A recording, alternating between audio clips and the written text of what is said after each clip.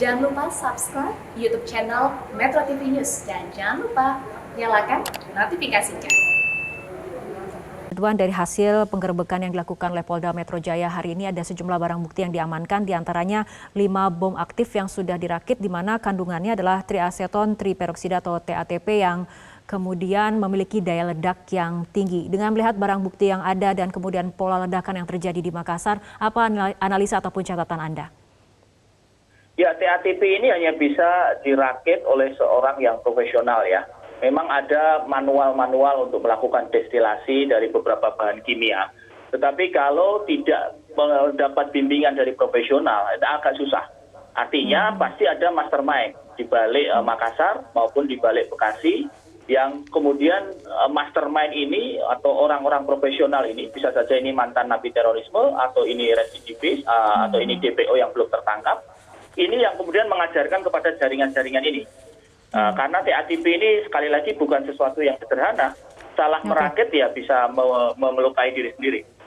Oke, Mas Ridwan, sebetulnya bagaimana penyebaran anggota JAD di Sulsel ataupun di wilayah lain di Indonesia? Padahal seperti kita ketahui ada puluhan anggotanya yang sudah ditangkap oleh tim Densus 88 anti teror. Ya, problemnya adalah setelah mereka keluar dari penjara, memang pengawasannya itu menjadi tidak jelas. Artinya begini, tidak ada satu institusi sekalipun, satu saja yang kemudian ditugasi mengawasi mantan narapidana. Nah, permasalahannya mantan narapidana ini sebagian dari mereka bermain kembali, atau yang istilah kita adalah residivisme itu, bermain teror lagi. Sementara mereka berpindah posisi, berpindah lokasi, mencari kader baru, sehingga circle teror ini berjalan terus. Ya, dengan situasi pandemi COVID-19 seperti ini, apakah ini juga kemudian dijadikan momentum ataupun dimanfaatkan oleh sel-sel tidur? Konsolidasi mereka menyesuaikan. Jadi kalau kita misalnya sekarang kita menggunakan aplikasi seperti ini, mereka juga menggunakan aplikasi.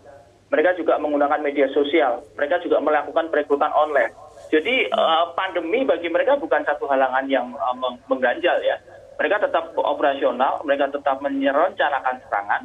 Dan nyata sekali yang terjadi di Makassar, kemudian beberapa penangkapan hari ini membuktikan bahwa mereka sudah sangat siap sebenarnya untuk melakukan serangan-serangan.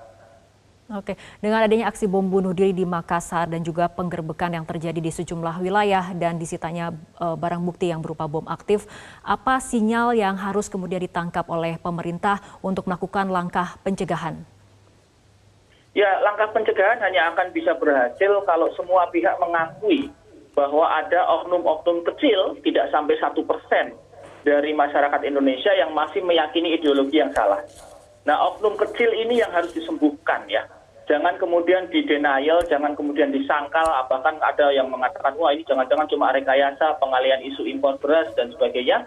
Itu saya kira patut dihentikan ya, narasi-narasi seperti itu. Lalu para ulama, NU, Muhammadiyah, aliran-aliran Islam yang lain bergandeng tangan dan menyembuhkan mereka-mereka yang sekarang berada dalam penjara.